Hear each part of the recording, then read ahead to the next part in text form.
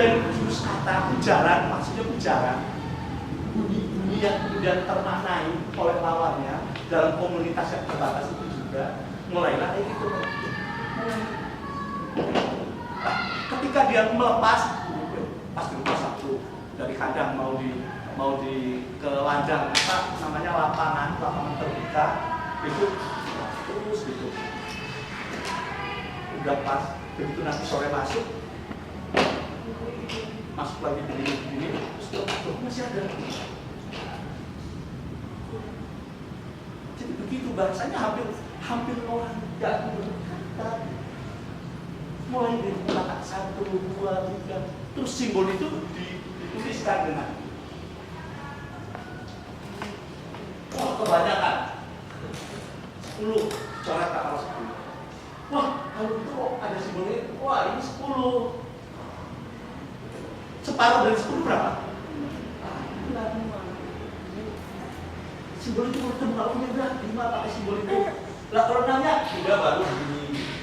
Kalau kurangnya baru begini. Itu penting. Nah, ketika ini ditemukan, nyusulah ada tulisan Arab yang pakai Arab sebutnya tahu mulai dan ditemukannya angka 0 simbol 0 itu juga sebuah penemuan yang cukup membuat resatan gambaran. Dan ketika tulisan itu ditemukan, ya katanya kan kalau kamu masuk ke dunia arkeologi atau antropologi Bali gitu kan, bisa masuk ke gua-gua yang hanya ada simbol tangan, simbol itu kan, dia belum mengenal tulisan. Itu makanya zaman sejarah apa sih batas zaman disebut prasejarah dan zaman sejarah apa? Tulisan, mulai ditemukannya tulisan. Jadi tulisan itu produksi apa? Manusia. Dia tidak diwayungkan dari langit gitu nih, langsung ada huruf-huruf gitu. Enggak. Ngerti? Aku pikir Quran yang kita pahami sekarang itu hurufnya sudah sama dengan yang waktu dituliskan zaman sahabat, zaman Nabi. Ayo jujur. Udah kayak gitu. Dia tulisan-tulisan yang masih tidak ada titik. Jadi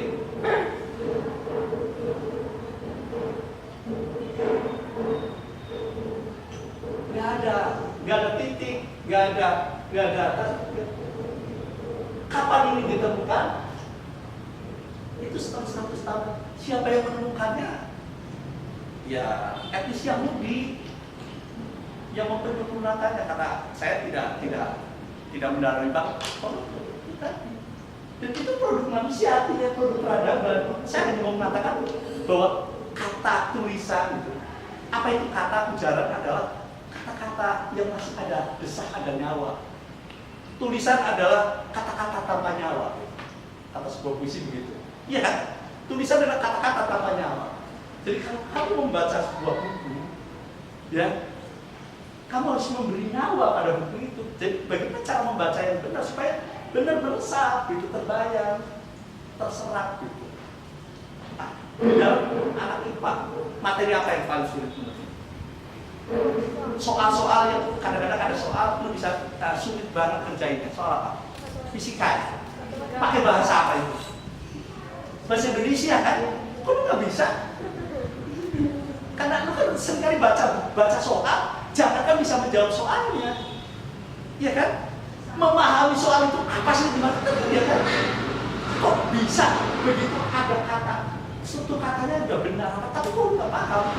Sementara ketika cowok itu terbata-bata, terus udah lama, pengen udah lebih dari ini, lu paham gak ya? Paham, padahal nggak jelas banget kan? Terbata-bata, dan kenapa lu paham?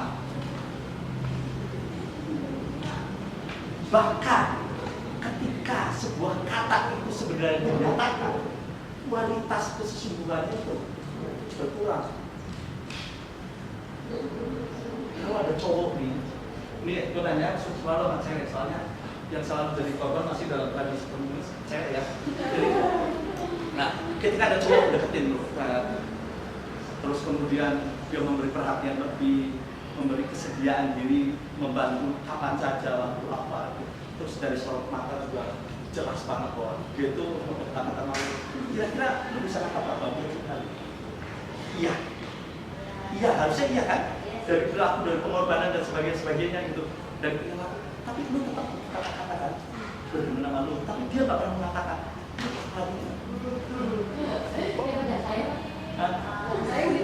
Oh iya, saya kan kebetulan yang kecil dulu gitu, yang masih belum layak pacaran.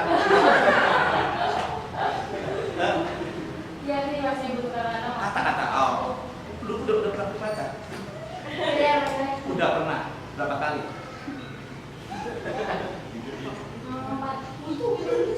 Dan kalau sudah punya anak, bisa cerita sama anak-anak itu pacar apa kuat mama itu. Lo kalau udah pernah pacaran cuma sekali doang dengan pacar itu dan jadi suami, nggak ada cerita. Padahal hidup adalah cerita, narasi, hidup itu narasi gitu. Iya kan, hidup itu narasi, selalu aja cerita. Ada yang dibawa. Ketika lo gagal, itu narasi kegagalan, gitu kan?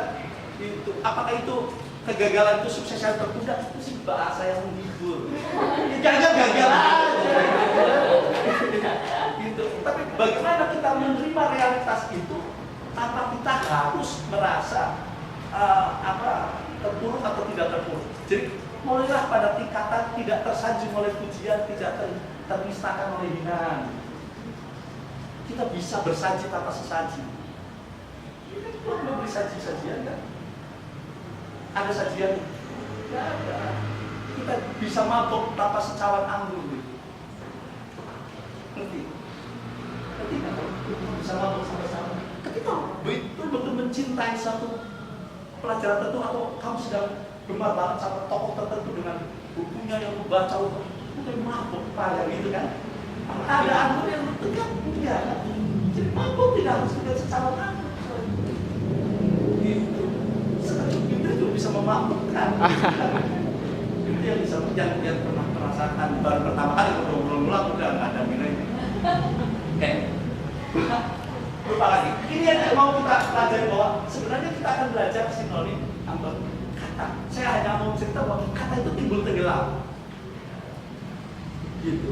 Dan kata selalu aja diproduksi oleh kultur budaya. Maaf, saya seringkali senang banget memberi contoh-contoh yang vulgar, yang mungkin dianggap vulgar, tapi kecil. Zaman saya kecil nyebut wanita yang mengandalkan organ tubuh tertentunya untuk mendapatkan satu pendapatan, ya, itu disebut pelacur. Mulailah saya remaja ada istilah wanita tuna susila. Apa bedanya pelacur dengan BTS? Gak beda ya? Secara taksis gitu. Tapi secara nilai mulai beda. Oh dia cuma tuna gitu. Sama dengan tuna rungu, tuna cuma kalau tuna rungu, tuna dansa, apa tuna bicara, tuna netra itu fisik. Kalau tuna susila ini susila aja, normal katanya gitu. Tapi kalau sih terus muncul dari BTS apa muncul apa? Apa? PSK, PSK, iya kan? Pekerja, apa? Bisa nilai ada perubahan apa di masyarakat, di panggung masyarakat di mana kata-kata itu muncul? Lu bisa lihat? Panggung penugasan, itulah kata pelacur. Panggung orang yang merasa beradab, mulailah memilih kata-kata pilihan yang agak lembut gitu. Itu biasanya kultur Jawa yang lembut gitu. Orang Jawa gak ada yang miskin kan? Nggak ada prasejahtera. Di Jawa gak ada anak-anak bodoh. Cuma dia agak lambat dia menerima pelajaran. Itu kan ngerti? Itu yang namanya epimisme kultur budaya. Orang Melayu enggak. Dalam bahasa Melayu ada kata laskar tak berguna. Untuk siapa? Untuk prajurit yang sudah pensiun, kita menyebutnya purna wirawan. Purna itu bisa artinya setelah, bisa juga artinya sempurna. Wira itu prajurit, wan itu orang kan laki-laki atau laki-laki prajurit yang telah sempurna melakukan tugasnya. Sekolah itu gitu. Sementara bahasa Melayu ya laskar tak guna gitu kan. Setubuh bumi gitu. Kita nyebutnya apa? Tiarap gitu. Ada kultur di sana. Kultur Melayu cenderung lugas. Karena lugas dalam peradaban di telinga orang Jawa kasar amat gitu, vulgar amat. Itu lugas. Belum lanjut. Orang Jawa kemudian mulailah dalam kultur Orde Baru waktu itu di mana dominasi budaya Jawa yang mau dinasionalisasi cenderung mengatakan BTS wanita Pancasila. Ketika industrialisasi itu pesat dan industrialisasi melihat seluruh hal itu diukur dari profesi pekerjaan, maka muncullah kata kerja. Itu kan pelaku itu disebut pekerja ini kan. Mulailah muncul orang bisa berani mengatakan, lu punya tangan, lu gunakan tangannya, cuma tangan doang lu gunain untuk mendapatkan hasil pendapatan, untuk bisa membuat lu makan, saudara lu makan, anak lu makan.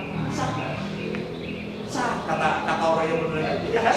Ada orang yang ngandelin kakinya aja gitu, ada orang yang sekarang ngandelin kupingnya aja gitu kan, ada orang yang ngandelin otaknya doang. Itu kan organ-organ tubuh kan sah.